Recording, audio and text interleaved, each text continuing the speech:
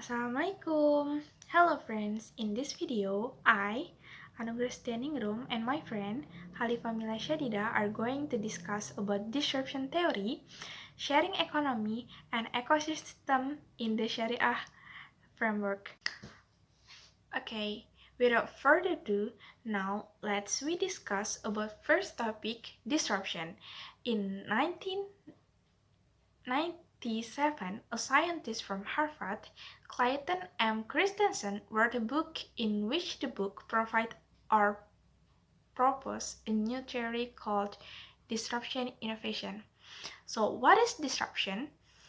Disruption describes a process in which smaller companies with more resources are disrupt small companies with fewer resources are able to successfully challenge established business enterprise. Disruptive innovation is not the process of fixing or improving a product for the same target group, but rather involves the technology used to make the product easier to use, available to the market, and cheaper. In simple ways, disruptive innovation is a new innovation that includes two main things. It is cheap and access is made easier. Nowadays, we can find many examples of disruption. We take examples such as Bluebird company was disrupted by Uber, and then Uber was disrupted by Gojek or Grab. Or another example is Qris disrupting the bank. Or Spotify disrupt CD. From the three examples above, there are two main things, right? Easy access and cheaper prices. Now, is there anything else that friends think is included in this innovation disruption? Please comment one example. But it should be noted that if a company disrupts, there is a possibility that it will be disrupted by competing companies. According to Joseph Schumpeter about innovation, the innovator is the winner, but the disruptor has to be ready to get disrupted by other companies or means temporary competitive advantage. However, looking back at history, it seems that this disruption has occurred from the time of the Prophet Muhammad ﷺ when he emigrated from Mecca to Madinah. Prophet Muhammad disrupted the business ecosystem in Madinah. At that time, in Madinah, there was a Jewish market where the market was cheating max, so the ribs were also max. Seeing this, the companions reported to the Prophet Muhammad, and finally, the Prophet Muhammad ﷺ surveyed several places and finally found a place that we know as Madinah market, now as a new market. Now the question is, where is the disruption? You can imagine in the market of the Jews, the entry must pay if you want to get a prime place. Also, pay must be higher, and Yaser occurs there. But if in the market of the Prophet Muhammad ﷺ, access is very easy, and to get a prime place, the conditions are only enough to come early. Besides that, the Prophet Muhammad always checked so that these traders do not cheat, so that the bad things that exist in the Jewish market do not happen again in the Madinah market commanded by Prophet Muhammad ﷺ. Bismillahirrahmanirrahim. Assalamualaikum warahmatullahi wabarakatuh. Hello everyone. My name is Halifah, and inshallah here I want to explain you about Sharia economy analysis. Also the relevant of the theory of disruption and Sharia economy in the Sharia financial ecosystem. First, from Yusuf Kordowi is an Egypt Islamic scholar who lives in Doha.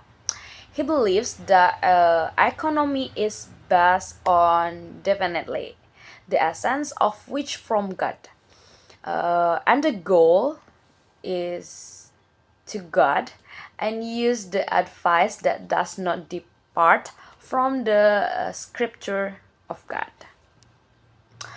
Another explanation from Umar Kaptah, a contemporary Muslim economic from Pakistan. Sharia economy is a branch of science that can help human being realize well-being through the allocation and disruption of rare research according to the purpose set by Sharia. Without exavery, restricting individual freedom, creating macroeconomic and ecological imbalance, or weakening family and social solidarity and the moral bonds embed in society. And then,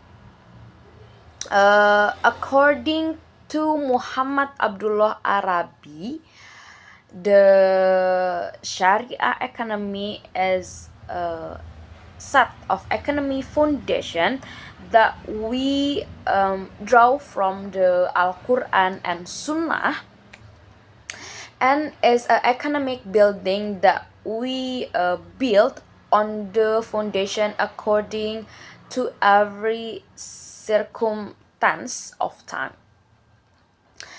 So from the three explanation, interesting to explanation from Muhammad Abdullah Arabi. So we can get the conclusion from explanation Muhammad Abdullah Arabi. The first,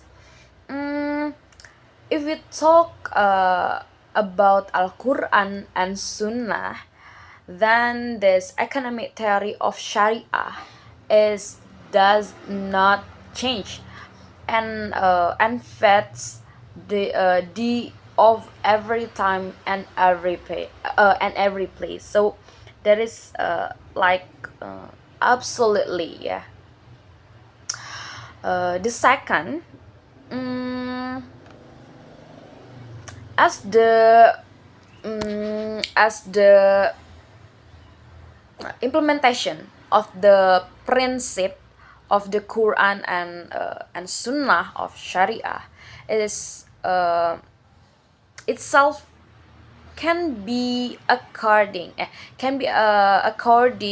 to the environment and time, yeah. In another sense, it can be adapted to the time and time. So from Al-Quran and Sunnah, that is absolute, but in the implementation of the Quran and Sunnah in the Sharia economy, that is can be adapted time and time. Is there a connection between disruption theory and Sharia economy?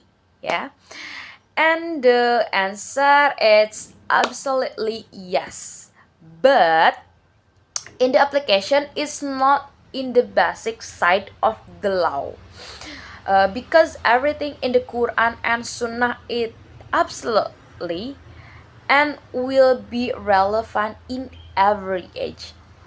for the implementation of Sharia economy in the Sharia financial ecosystem, there must be disruption if there is no innovation in it.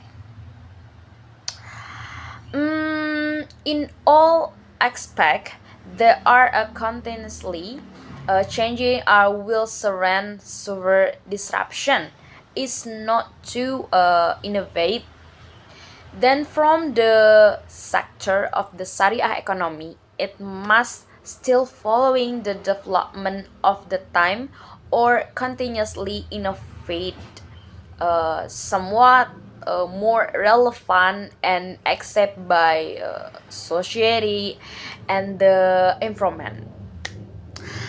The Al-Quran and Sunnah are valid for all age, so that will be disruption as it.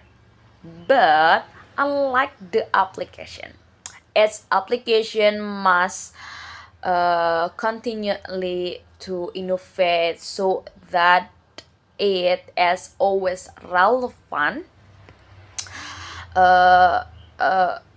relevant to age and time.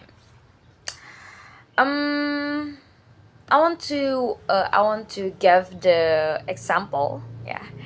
At this time, there is what is called a contemporary fiction. Yeah, which is the fiction does not access, but because of the change of time, then become existence. Okay, that is explanation from us. Billahi taufiq wal hidayah. Wassalamualaikum warahmatullahi wabarakatuh.